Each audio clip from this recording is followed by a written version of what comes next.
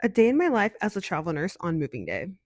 I decided to take the last month off because I was so burnt out and because it was my birthday month, of course. While I was traveling, my parents were babysitting my cat, Zeus. So I had to go back to Kansas City to pick up my baby. My last contract was in San Diego. So today I woke up at 3 a.m. to get on a 5 a.m. flight to San Diego. I'm not usually someone who gets to the airport 2 hours before a flight, but when you're traveling with a cat, it is very necessary to get to the airport early.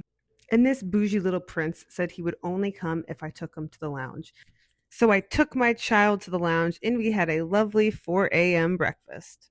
I took a quick little hour-long nap on our flight and then we landed in Dallas for our layover.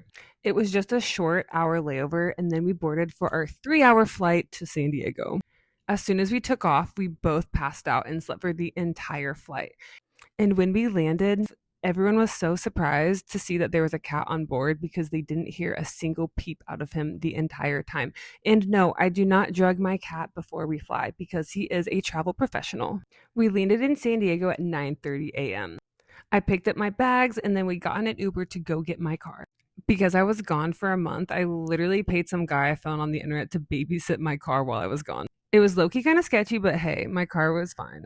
I picked up my car around 10:30 a.m. and then we headed to our next stop, which was my storage unit. Rent in San Diego is so expensive, so I decided to just throw my stuff in storage while I was traveling.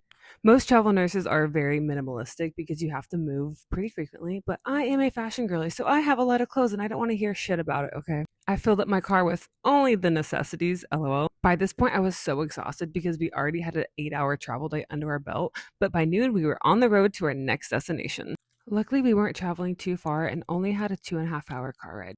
We enjoyed some good views, had a little cat nap, and then we landed in Palm Springs.